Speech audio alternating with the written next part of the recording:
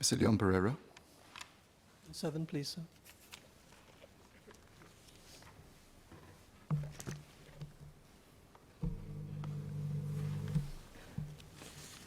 In line with global norms, purchases of property are considered as additions to fixed assets and do not form part of business costs. As for rental costs, these generally make up a small share of total business costs for SMEs in Singapore.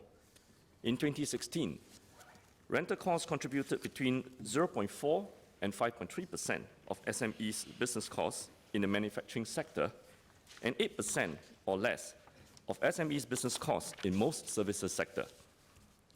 Although the rental cost share for SMEs in the retail sector was higher at around 30%, retail rents have been on a decline in recent years, falling by 16% from 2014 to 2017.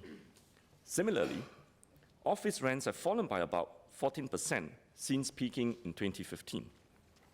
While industrial rents decreased by 13% since peaking in 2014.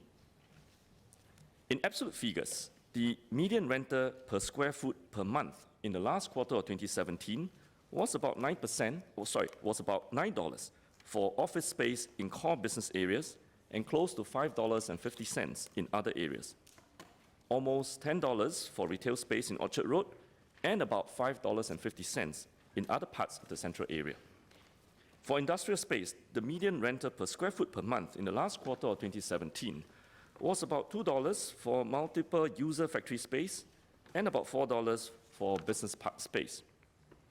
On the back of the decline in rentals, only 13% of the 2,500 SME respondents in the 2017 SME Development Survey conducted by DP Information Group cited high rental costs as one of the top business concerns in 2017, representing a decrease of 18% in 2015. From 18% in 2015, I beg your pardon. While the government does not collect data on rental costs borne by SMEs and startups in other countries, property consultancy studies show that Singapore's rents are generally competitive or comparable to similar cities in the United States, Switzerland, and Japan. To ensure that there continues to be a sufficient flow of commercial and industrial space to meet demand and support economic growth, the government releases land for private sector developments through the government land sales programs. JTC also develops innovative industrial facilities with shared services to help SMEs reduce capital expenditure and operating costs. To support startups, JTC has developed startup clusters known as launchpads.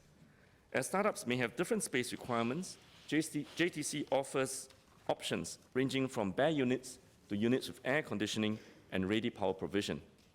The startup community has taken well to the setup of launchpads. The government will continue to closely monitor the industrial and commercial property markets and ensure the stability and sustainability of rentals for businesses over the medium to longer term. Mr. Leon Pereira.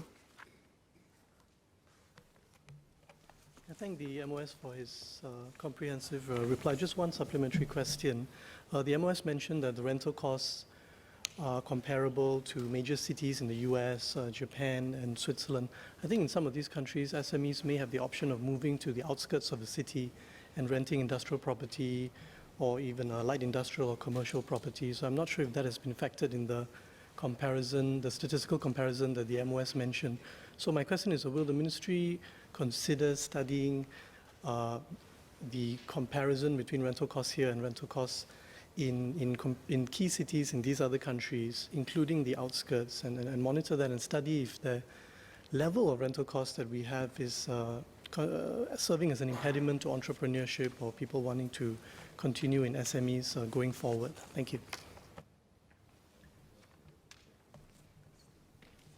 Sir, I think we have provided for a good quantity of startup spaces that enables entrepreneurs to start their business. So one of the ideas is to start launchpads. We are actually beginning to create more space for new entrepreneurs to begin their businesses in launchpads for innovation. I think that has been well received by entrepreneurs. The take-up rate in the One North area has been more than 90%. And I think JTC will continue to look at the demand, and if there are more demands needed, we will see how best we can create some spaces for innovation and launchpads and entrepreneurs to take off.